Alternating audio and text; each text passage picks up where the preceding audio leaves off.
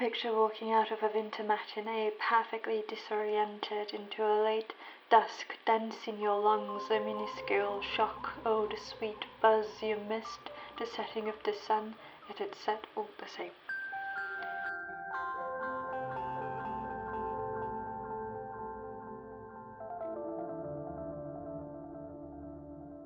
That's what visiting home feels like.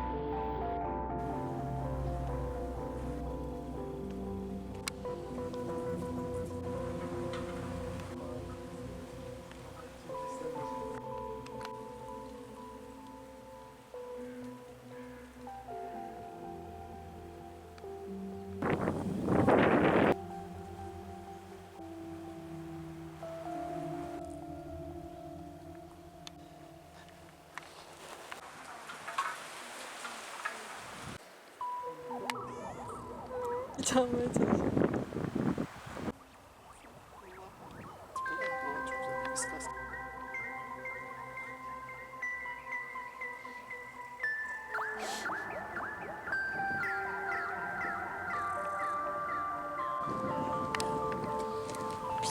Neredesiniz?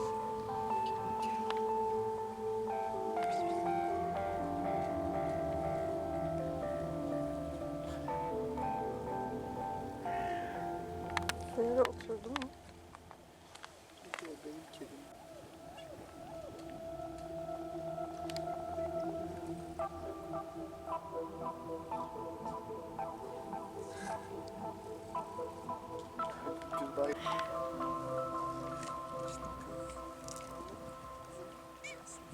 Seninki burada. Hepsi burada. Hepsi götürüyor. Hepsini mi getir? Tak. Sana eşit.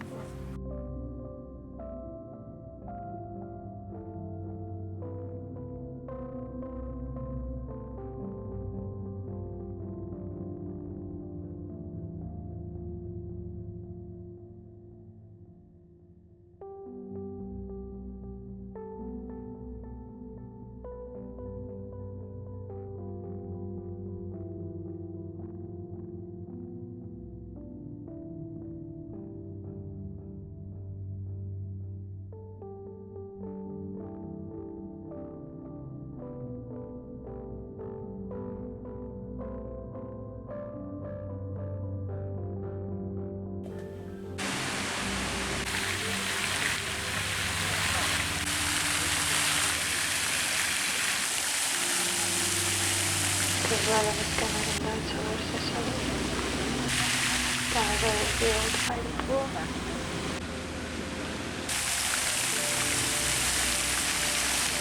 Baksın ya.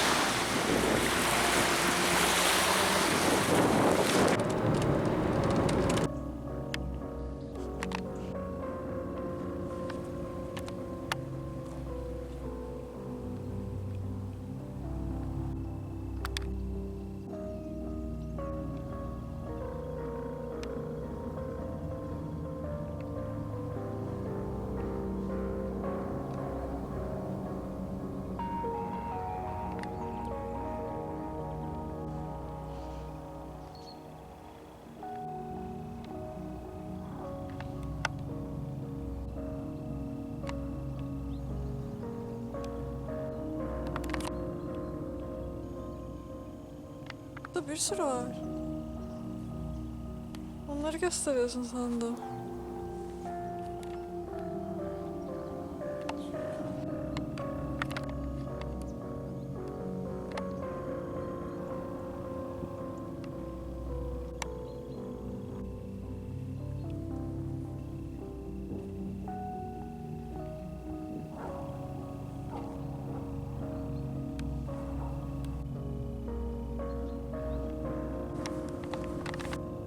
güneş öyle.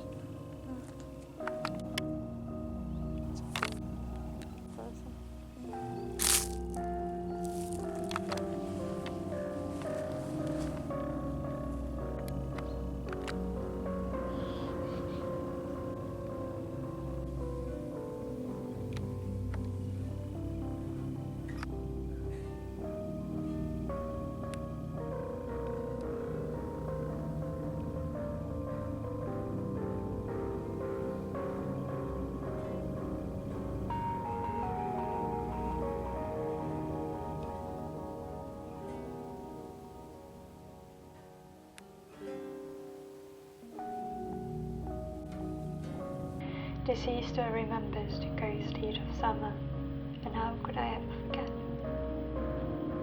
Days, clear if not veiled by a fine fragrant mist of boiling vegetables.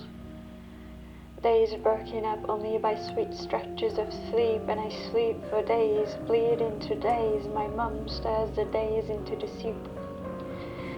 Days blend into days, days under the December sun taunting me, days kept warm on a teapot's long blue glow. I walk around in a daze, slow days rising like dough, enveloped in the shade of a linen towel. Days pressed into a nebula of tank tops and light layers against the inky black lining of the suitcase. Days fashioned after a fever dream.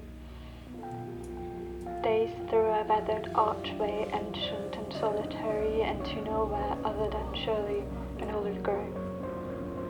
Behold her single in the field at the shortest days of the year.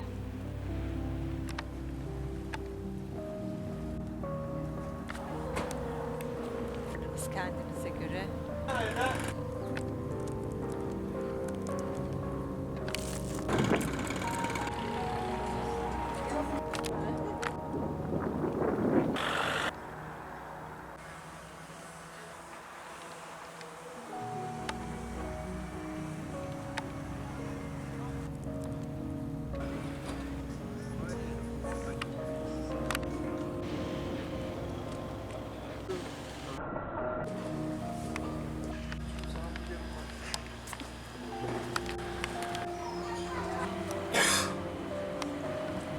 Adını Şef Mehmet'e mi çevirdin?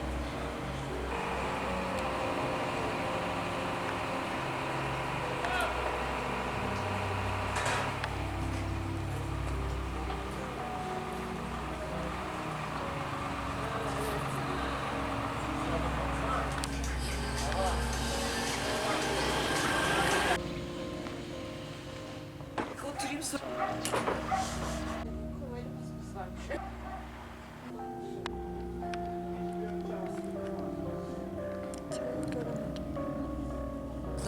En sevdiğim şarkı. Bir daha.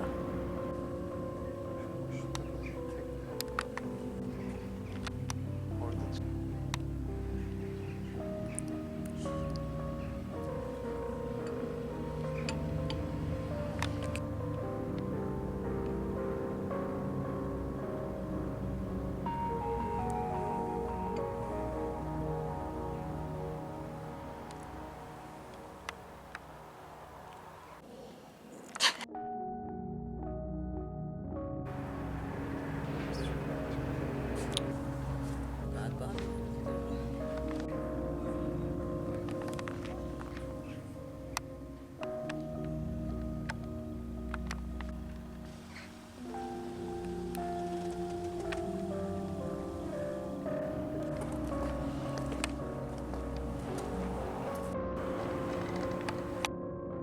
A basket of peaches rests on the tablecloth with a vague pattern of brush strokes painting a sweet summer confusion. Even the edges of the wood are coated in almost the same velvet fuzz as the fruit. The straw rim of the basket is woven in a single braid. The peaches are laid on a green bed of leaves peeking out from the sides. Their thin hairs are slightly arisen to create a shimmering stretch of haze. Basket of Peaches is a dreamlike still life by Pierre Bonnard, presented as part of the Schaaf collection at the Alte Nationalgalerie in Berlin. The fruits are riper in places, flushed skin bit by the sun's mouth. The bright glaring red first bleeds into burnt orange, then collapses into a deeper bruised burgundy in spots which appear more permeable than the rest. The imperfect orbs are embellished with blushes of pink and purple. Their flesh is heavy with nectar and the heat they have gathered sitting in the sun on a hot summer day. Their splits are glossed in faint layers of ivory, almost as a love letter to the stars. Its light filters in from a window just out of view to warm the golden glints of oil. Each a soft, closed fist, holding the pit in the palm, carefully without revealing.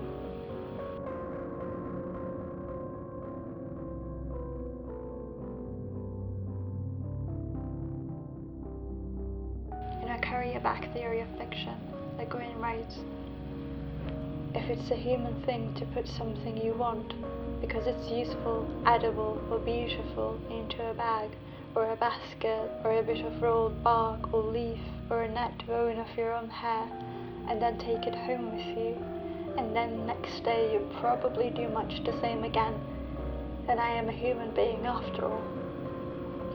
Fully, freely, gladly, for the first time. Bonnard's basket of peaches holds my attention like a precious seed, and I am a human girl. Fully, freely, gladly, for the first time, while the day lazes on outside. And I cry, look at what I took home with me. Days compressed into pools of shimmer, in sync with the blink of the eye in my camera roll. Days twisted and tied into 1,000 tongues, each enamored with the sound of their own voice. This camera, a bag or a basket, these words, a bit of rolled bark or leaf or a net woven of my own hair, to hold the shortest days. All of this, flashes of light, as I walk out into the soft snow.